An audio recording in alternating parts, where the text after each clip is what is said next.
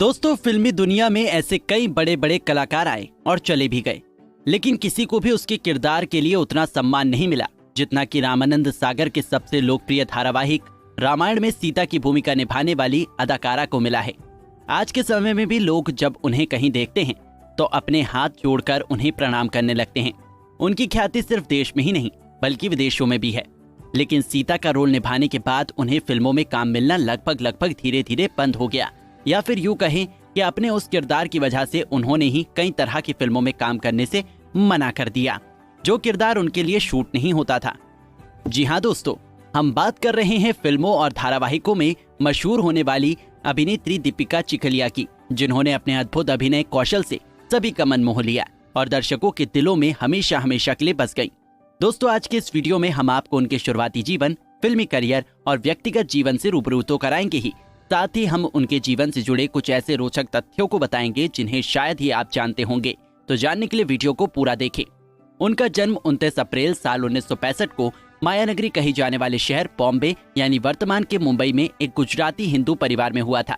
आज जिस नाम से वो दुनिया भर में जानी जाती हैं, असल में उनका ये नाम बाद में पड़ा, जबकि बचपन में उनका नाम दीप्ति चिखलिया था। अपनी शुरुआती पढ़ाई उन्होंने मुंबई के एक लोकल स्कूल से ही पूरा किया और उसके बाद उन्होंने बॉम्बे यूनिवर्सिटी यानी वर्तमान के मुंबई यूनिवर्सिटी में दाखिला करवाया और फिर वहां से बीए में ग्रेजुएशन किया।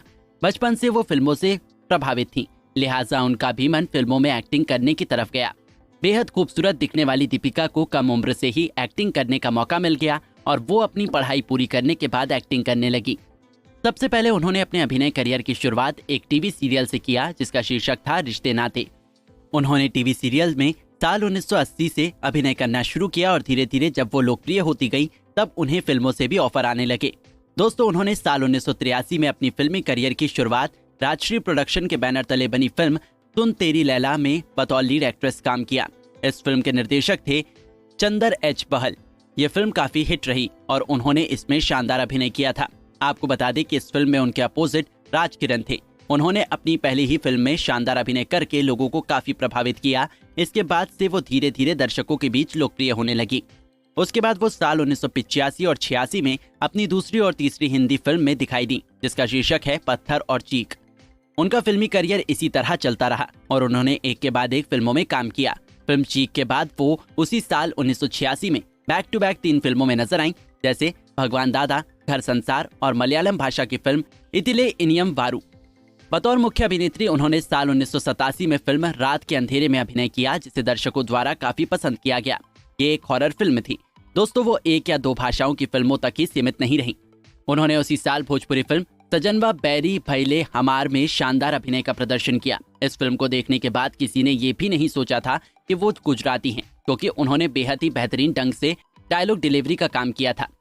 दोस्तों, उन्होंने कुछ फिल्मों में सपोर्टिंग रोल भी किया, जैसे रुपए 10 करोड़ और खुदाई।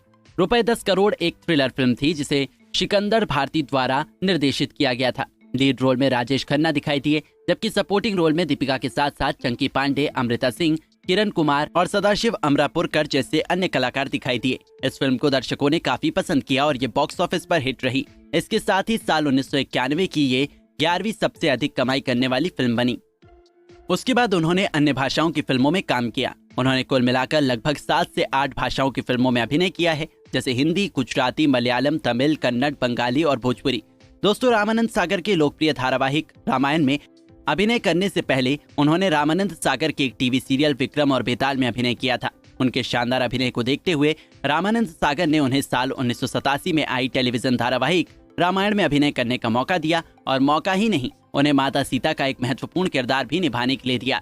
इस सीरियल में मुख्य किरदार के रूप में दीपिका के अलावा अरुण गोविल, सुनील लहरी, अरविंद त्रिवेदी और दारा सिंह दिखाई दिए। जब इस धारावाहिक को टीवी पर प्रसारित किया गया तब लोगों ने इसे इतना प्यार दिया कि ये मोस्ट वॉच टीवी सीरियल बन गया।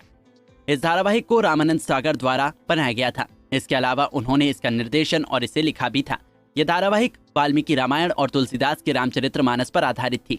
इस धारावाहिक को देखने के बाद लोगों को लगा कि अगर सीता माता होंगी तो बिल्कुल दीपिका की ही तरह होंगी, क्योंकि उन्होंने सीता माता के किरदार में इस कदर अपने आप को झोंक दिया था कि मानो असली सीता वही हों। यहाँ तक कि जब वो कहीं बाहर जाती हैं तो लोग उनको देखकर प्रणाम करते हैं। इन सभी घटनाओं का जिक्र उन्होंने खुद किया है। दोस्तों साल 1988 में वो रामायण की श्रृंखला लव कुश में भी दिखाई दी, जिसका निर्माण रामानंद सागर ने ही किया था। 90 के दशक के बाद वो करीब 20 साल तक फिल्मों से दूर रहीं और राजनीतिक के साथ साथ घर गृहस्थी संभालने लगी। साल 2018 में उन्होंने गुजराती फिल्म नट सम्राट से फिल्मों में वापसी किया, लेकिन अगले ही साल यानी कि 2019 में वो अपनी आखिरी हिंदी भाषा की फिल्म में नजर आई, जिसका शीर्षक है बाला। दोस्तों अगर उनके पॉलिटिकल करियर की बात करें तो उन्होंने साल 1991 में बीजेपी ज्वाइन किया और बीजेपी पार्टी के उम्मीदवार के रूप में गुजरात के वडोदरा सीट से लोकसभा का चुनाव लड़ा और 50,000 वोटों से जीती भी।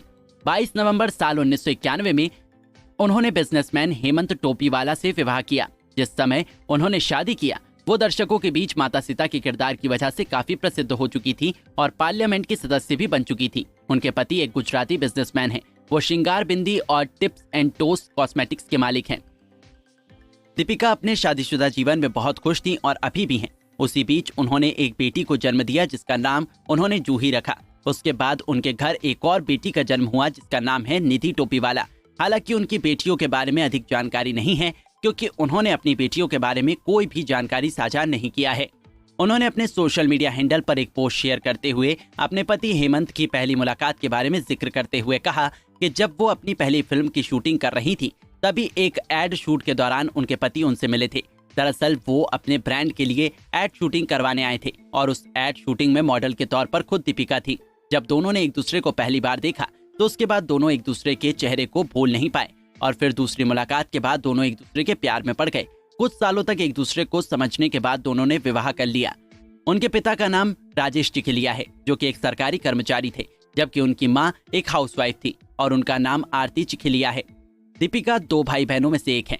उनके भाई का नाम हिमांशु चिखलिया है। हालांकि वो क्या करते हैं और अभी कहाँ रहते हैं इसके बारे में कोई जानकारी नहीं है, जबकि बताया जाता है कि उनकी एक बहन भी है लेकिन उनके बारे में भी कोई जानकारी नहीं है।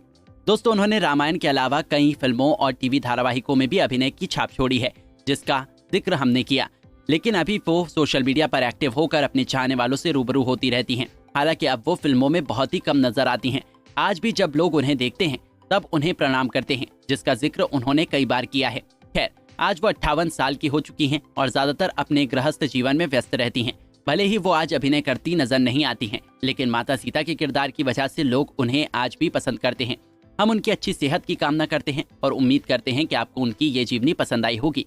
दोस्तों अगर आप रामायण में उनकी शानदार अभिनय के लिए पसंद करते हैं तो वीडियो को लाइक जरूर करें। साथ ही वीडियो में कमेंट करके बताएं कि माता सीता के किरदार के अलावा आपको उनका कौन सा रोल पसंद आया है और ऐसी अनसुनी जीवनी के बारे में जानने के लिए हमारे चैनल को सब्सक्राइब जरूर करें। धन्यवाद।